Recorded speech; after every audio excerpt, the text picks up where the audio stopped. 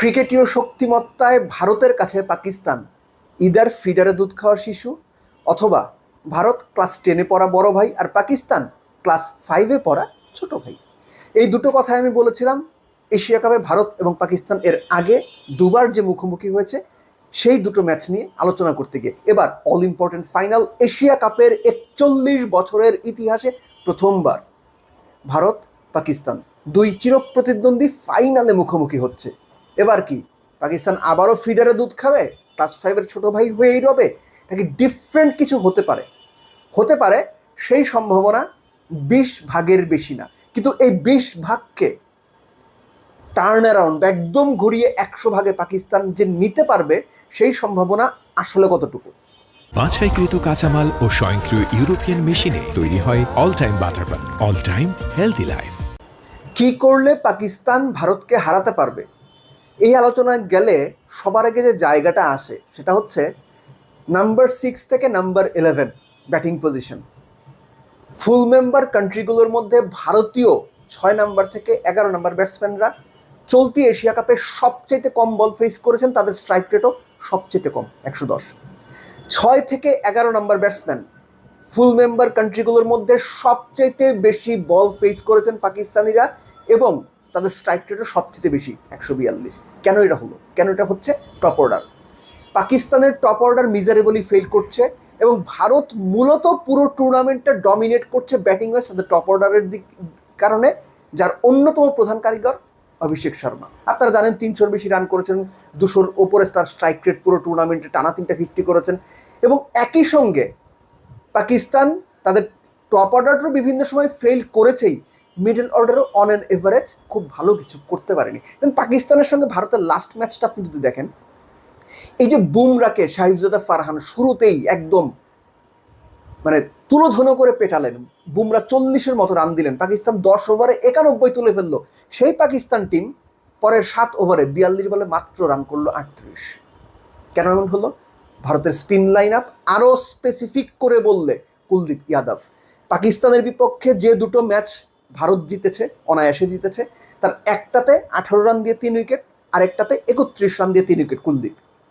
অর্থাৎ পাকিস্তানের মিডল ওভারে খেলাটা নিয়ন্ত্রণ করছে অলওয়েজ ভারতীয় স্পিনাররা পুরো টুর্নামেন্ট জুড়েই। তাই তার মধ্যে অন্যতম কুলদীপ 13 উইকেট নিয়েছেন এখনো পর্যন্ত, 10-এর কম এভারেজে, অর্থাৎ উইকেট প্রতি রান দিয়েছেন 10-এর কম।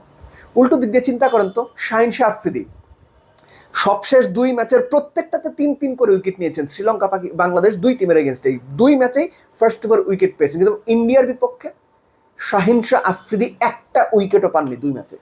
এই যে আমি নাম্বারসগুলো বললাম, এখান থেকে কি একবারের জন্য আপনার মনে হচ্ছে না যে শাহিন শাহ আফ্রিদিকে নতুন বল উইকেট তুলতে হবে? ভারতের top order specifically Shubman Gill এবং আরও নির্দিষ্ট করে বললে অভিষেক শর্মাকে দ্রুত আউট করতে হবে, কুলদীপকে বা ভারতীয় স্পিনারদের দ্বারা ম্যানেজ করতে হবে। এই কাজগুলো যদি ভারতের এগেনস্টে পাকিস্তান করতে পারে, খুব সামান্য হলেও পাকিস্তানের এশিয়া কাপ জেতার সম্ভাবনা রয়েছে। ভারত ফেভারিট, যেটা আমি আগেই বলছিলাম যে সম্ভাবনা শতকরা হিসেবে পাকিস্তানের ক্ষেত্রে 20 ভাগ, কিন্তু তারপরও সম্ভাবনা রয়েছে। অনেকে 2017 চ্যাম্পিয়ন্স ট্রফি ফাইনালের উদাহরণ আনবেন বা বিভিন্ন সময়ের উদাহরণ আনবেন, 2021-এর উদাহরণ আনবেন। আমি সেই উদাহরণে যেতে চাচ্ছি না, আমি রিয়েলিস্টিক সম্ভাবনাটা বলছি। ভারতকে চেপে ধরতে হলে তাদের টপ অর্ডারকে দ্রুত ফেরাতে হবে, অভিষেক শর্মাকে দ্রুত ফেরাতে হবে, শাহিন শাহ আফ্রিদিকে নতুন বলে উইকেট তুলতে হবে, অথবা হারিস রৌফকে নতুন বলে উইকেট তুলতে হবে। যদি সেটা সম্ভব হয়, ভারতের মিডল অর্ডার ভালনারেবল। সূর্য কুমার যাদব একদমই ফর্মে নাই, তিলক ভার্মা, আপনার অভিষেক শর্মার পর দ্বিতীয় সর্বোচ্চ scorer 144। Sanju Samson on end of, কখনো 5-এ খেলছেন, 6-এ খেলছেন, 8-এ খেলছেন, নামতেই পারছেন না।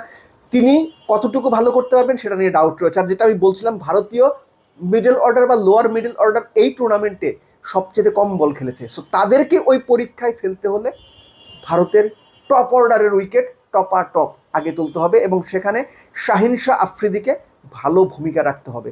তিনি যদি সেটা করতে ব্যর্থ হন, কিংবা পাকিস্তানের পেসাররা যদি সেটা করতে ব্যর্থ হয়, তাহলে প্রথম 2 ম্যাচে বা সুপার 4 এবং গ্রুপ পর্বের 2 ম্যাচে যে ধরনের রেজাল্ট আমরা ভারত পাকিস্তান ম্যাচে দেখেছি, এর চাইতে ব্যতিক্রম কোনো কিছু আমরা দেখবো সেই সম্ভাবনা কম।